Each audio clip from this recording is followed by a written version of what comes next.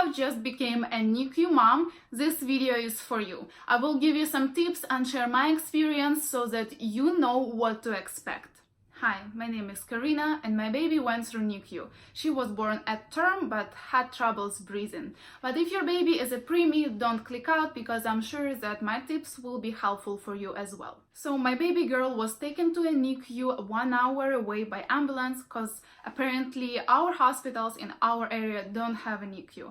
This has been the craziest experience of my life because nobody ever imagines being a Nicu mom, right? Especially if you had the healthiest pregnancy and you had a smooth natural birth. It happened out of the blue for me. So I understand how you feel right now, girl, but you're strong, you're a mom and you're not alone, and I promise you there is a way out of there. And hopefully my advice will make it easier on you, so let's just get into it. My first tip is pump.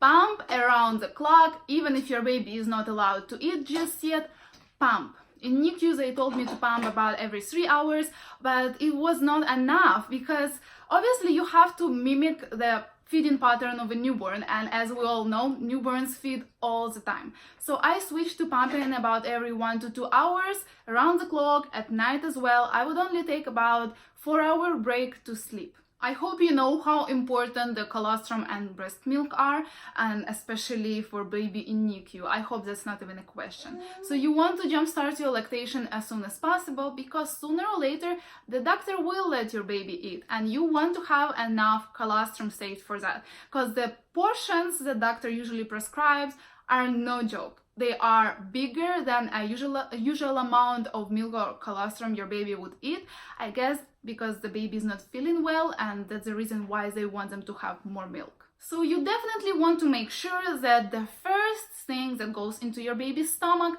is your colostrum. It's extremely important in order to give your baby's health a good start, but it takes some time to pump enough of it because of how thick it is, and as I said, they want to give it to your baby all at once, while in the normal situation the baby will be getting a drop at a time. If you're like me and you didn't purchase a pump before having a baby, then ask if your hospital have any available or ask your family to get you one. Nicu usually provides with pumps, also with labels, storages and fridges. And also if you're like me and you don't know how to use a pump and how to put it together, don't be shy, ask for help because it's extremely important to start pumping, stimulating your breast as much as possible and as soon as possible. I know it's a lot of work and it's a big commitment, but it all worth it in the end. Just remember how important your breast milk is, especially now when your baby needs it the most. Also remember that this situation is actually much harder on your baby than on you.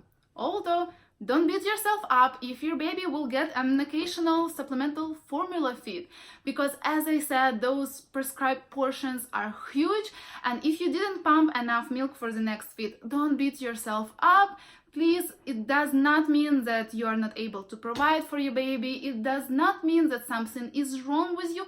It's okay. A couple of times I wasn't able to keep up with those amounts that nurses were told to give her just because I needed to sleep. Add all that stress and exhaustion right after giving birth, it all piled up on me. But going forward, after we got discharged, my baby was exclusively breastfed. So if this is also your goal, I'm telling you it's possible even after going through Nicu. My baby decided to join us. So to cope with this situation better, I always knew her feeding schedule and the amounts prescribed so that I can do my best and know how much formula she will get, so that I can see that it was actually a small percentage of her feeds. It made me feel better. My next tip is be there as much as possible. It's truly important for both of you.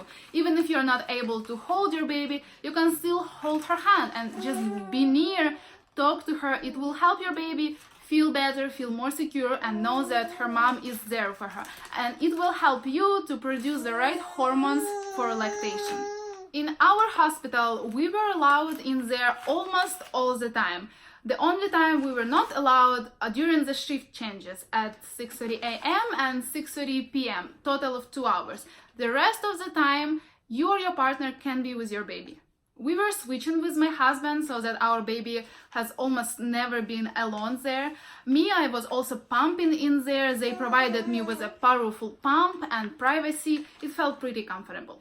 Then you will be allowed to have kangaroo care sessions, which are about 2-hour long skin-to-skin contacts.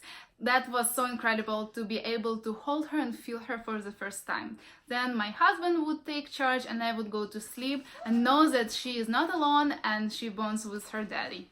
Then you will be allowed to bottle feed and then breastfeed, and that's the time when you will have to do your best to be there for about 90% of her feeds. Usually they are every 3 hours, if you want to breastfeed exclusively, of course.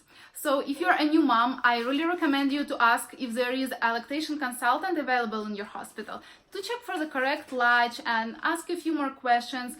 It gets tricky sometimes. I also have a few videos on my channel about breastfeeding, and I will have that playlist linked up here and in the description below. Check it out after this video is done.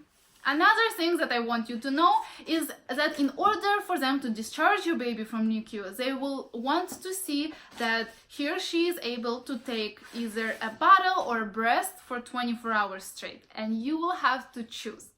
I didn't give in. I chose exclusively breastfeeding, even though I had trouble latching her. I was in a lot of pain. Even my husband was telling me that we should just let them bottle feed her for a day. It's okay, we'll figure it out later. We just need to get out of here. But I was stubborn. I said, no, I just gonna breastfeed her straight 24 hours.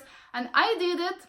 But if you wanna choose a different way, that's totally okay, because right now I'm looking at myself back and I feel like a Wonder Woman. I had to hold everything in, all my tears and all my concerns, while nurses were around me, just to show them that I got it, that it's okay. But it was like that hard.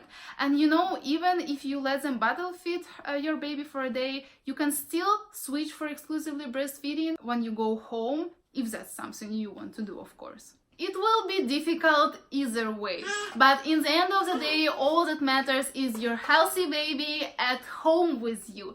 That's why I want to wish you to stay strong, because I know that you got it, mama. And I hope my tips were helpful. If so, give this video a thumbs up so more moms can see this information when they need it most. And if you have any questions or if you just want to share your story, leave me a comment down below. I would love to hear from you. And subscribe to my channel, because I make videos on motherhood, pregnancy, natural birth and breastfeeding topics every week to help you girls be confident mamas. Also hit that bell icon to get notified about a fresh video every single Thursday. And I'm really sorry about this mess right here and the baby in the video distracting us. But anyways, thank you for watching and I'll see you in my next video. Bye!